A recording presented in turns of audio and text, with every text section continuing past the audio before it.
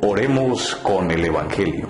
Sábado 1 de febrero, tercera semana del tiempo ordinario, tercera semana del Salterio, color litúrgico verde, día también de la Santísima Virgen María.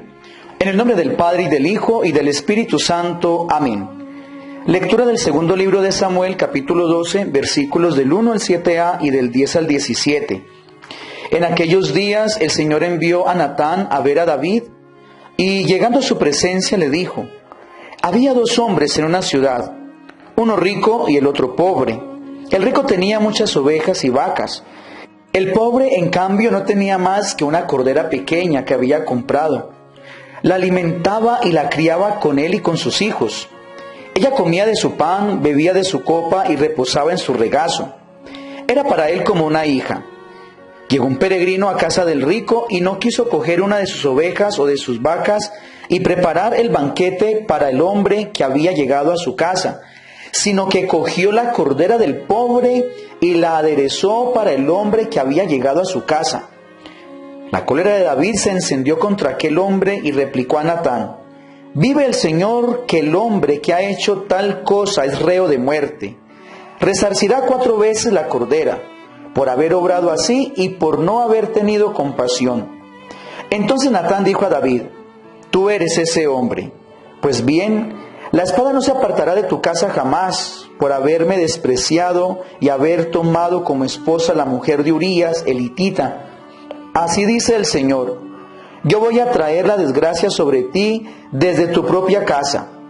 Cogeré a tus mujeres ante tus ojos y las entregaré a otro, que se acostará con ellas a la luz misma del sol.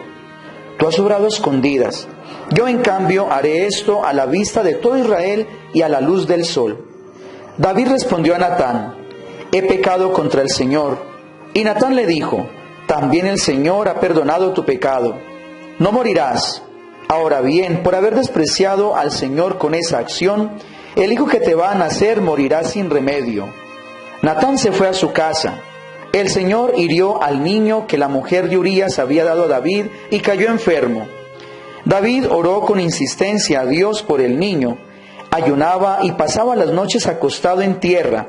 Los ancianos de su casa se acercaron a él e intentaban obligarlo a que se levantara del suelo, pero no accedió, ni quiso tomar con ellos alimento alguno. Palabra de Dios, te alabamos, Señor. Salmo 51. Oh Dios, crea en mí un corazón puro. Oh Dios, crea en mí un corazón puro, renuévame por dentro con espíritu firme. No me arrojes lejos de tu rostro, no me quites tu Santo Espíritu. Devuélveme la alegría de tu salvación, afiánzame con espíritu generoso. Enseñaré a los malvados tus caminos, los pecadores volverán a ti. Líbrame de la sangre, oh Dios, Dios Salvador mío. Y cantará mi lengua tu justicia, Señor, me abrirás los labios, y mi boca proclamará tu alabanza. Oh Dios, crea en mí un corazón puro. Lectura del Santo Evangelio según San Marcos, capítulo 4, versículos del 35 al 41. Aquel día, al atardecer, dice Jesús a sus discípulos: vamos a la otra orilla. Dejando a la gente, se lo llevaron en barca como estaba. Otras barcas lo acompañaban. Se levantó una fuerte tempestad y las olas rompían contra la barca hasta casi llenarla de agua. Él estaba en la popa, dormido sobre un cabezal. Lo despertaron diciéndole: Maestro, ¿no te importa que perezcamos? Se puso en pie, increpó al viento y dijo al mar: Silencio, enmudece. El viento cesó y vino una gran calma. Él les dijo: ¿por qué tienen miedo? ¿Aún no tienen fe? Se llenaron de miedo y se decían unos a otros: ¿pero quién es este? Hasta el viento y el mar lo obedecen. Palabra del Señor, gloria a ti, Señor Jesús. Hola, ¿qué tal, mis queridos amigos y hermanos? Un feliz comienzo de mes para todos, un feliz sábado. Quiero que hablemos de la palabra y toquemos 3 temas muy importantes. El primero de ellos, en la primera lectura, encontramos a David. David siente rabia ante ese pecado que le estaba formulando aquel hombre. Y qué sorpresa se llevó David cuando el pecador del que hablaba era él mismo. Resulta que David después de su pecado, quería justificarse ante Dios. Y queriéndose justificar, entonces mira el pecado de los otros como más aterradores que el suyo.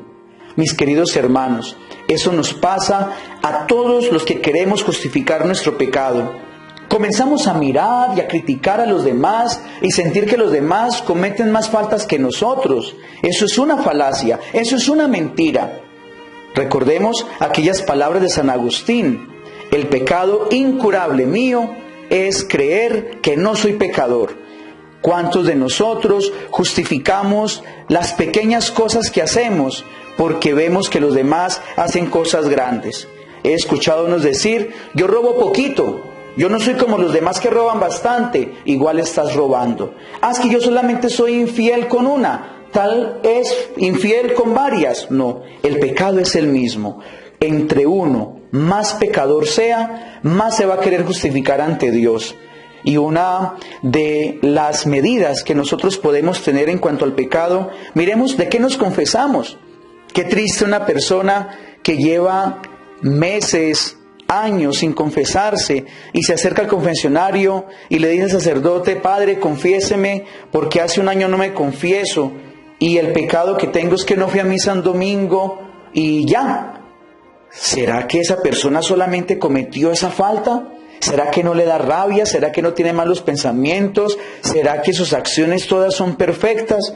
Cuando uno acepta el pecado en su corazón, se vuelve duro, se encallece la conciencia, se le vuelve una piedra y por eso no va a reconocer nunca su pecado. La segunda idea, también de la primera lectura, encontramos cómo actúa Dios. Dios lo perdona, pero Dios le tiene en cuenta aquello malo que hizo, porque cuando uno comete una falta, cuando uno comete un pecado, pues uno comienza a atarse. Esas son las famosas ataduras del pecado. Pienso yo, una persona, ¿cómo va a pedir que su hijo sea bueno cuando usted de joven no lo fue? Una persona, ¿cómo va a querer que sus hijos sean perfectos cuando esa persona nunca le enseñó a sus hijos a hacerlo? ¿Cómo vas a pedir bendiciones cuando siempre hiciste cosas malditas? ¿Cómo vas a querer hoy prosperidad cuando todo lo que tienes es robado, ha sido de una manera fácil, lo has tomado mal? Cuando uno comienza a pecar, el pecado lo va atando. Hoy tenemos que pensar, mis queridos hermanos, cómo nos tenemos que liberar, cómo nos tenemos que desatar de esos pecados anteriores que nos oprimen, que nos hacen daño y que lastimosamente por culpa de ese pecado hoy estamos pagando consecuencias. Y del Santo Evangelio saco la última idea. Jesús se encontraba en la barca y los apóstoles sintieron miedo por una sola tormenta.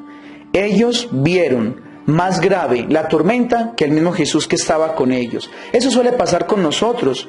El hecho de que Jesús no esté todo el tiempo ardiendo en nuestro corazón, debemos reconocer que Él está con nosotros. Y a pesar de las tormentas que tengamos en la vida, no nos preocupemos, no nos afanemos, no nos angustiemos, porque Jesús está con nosotros. Pareciera dormido, pero Él está ahí para ayudarnos, para levantarnos, para acompañarnos en todos los momentos de la vida. Dios los bendiga en el nombre del Padre, y del Hijo, y del Espíritu Santo. Amén. No olvides dar clic en me gusta y suscríbete al canal de YouTube si no lo has hecho.